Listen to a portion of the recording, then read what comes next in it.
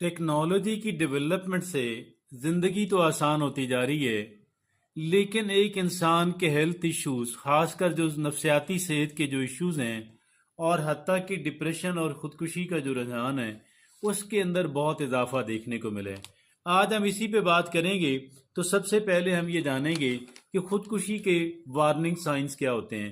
پہلا warning sign یہ ہے کہ ایک انسان جو ہے مرنا چاہتا ہے اور وہ اس کے بارے میں، خودکشی کے بارے میں بات کرتا ہے۔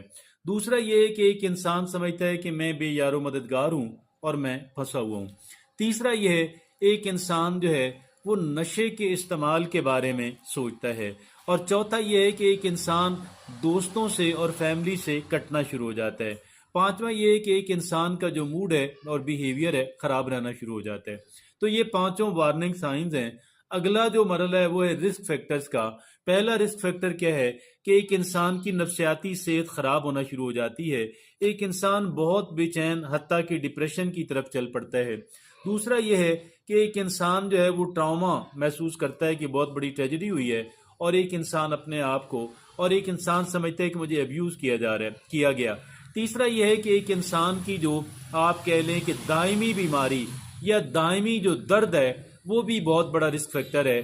چوتھا یہ ہے کہ ایک انسان کا تنہا ہو جانا، کٹ جانا، اور یہ بھی بہت بڑا رسک ہے۔ اور پانچواں یہ ہے ایک انسان جو ہے اب بالکل جو ہے وہ نشہ شروع کر دیتا ہے اور یا زیادہ کر دیتا ہے۔ آگے جو اگلا مرحلہ ہے وہ کون سا ہے؟ وہ یہ ہے کہ ایک انسان ایسے صورتحال کے اندر، ہم نے وارننگ سائنز دیکھے، ہم نے رسک فیکٹرز بھی دیکھ لیے، اب یہ ہے کہ اب ہم کیا کریں، یہ اگلا مرحلہ ہے۔ پہلی بات تو یہ ہے کہ اس سارے کچھ کو آپ بہت سیریسلی لیں، آپ اس کو نظر انداز نہ کریں۔ دوسرا یہ ہے کہ جس انسان کے اندر یہ رجحان ہے اس کی بات پورے دھیان توجہ سے سنیں۔ جتنی دیر وہ بولتی رہے آپ اس کی بات سنتے رہیں، بالکل انٹرپٹ نہ کریں، بالکل اختلاف نہ کریں۔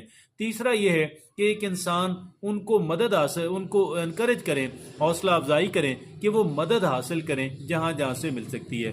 چوتھا یہ ہے کہ اپنی جو مدد ہے، اپنی جو سپورٹ ہے، اپنے جو وسائل ہیں وہ آفر کریں، اپنے وسائل، اپنی سپورٹ۔ اور پانچواں یہ ہے کہ ان سے مسلسل رابطے میں رہیں۔ اور اگلا یہ ہے کہ کون سے کہاں سے ریسورسز اویلیبل ہیں۔ ایک تو پاکستان میں ہیلپ لائن ہے 14231423، اور دوسرا یہ کہ جو مینٹل ہیلتھ کے پریکٹیشنر سے رابطہ کریں۔ تیسرا یہ کہ جو سپورٹ گروپ ہیں فزیکلی یا آن لائن، ان کو تلاش کر کے ان سے رابطے میں رہیں۔ اب پریونشن سٹریٹجیز کی، بچاؤ کی تدابیر پہ بات کرتے ہیں۔ پہلی بات یہ ہے کہ نفسیاتی صحت کے بارے میں آگاہی دیں۔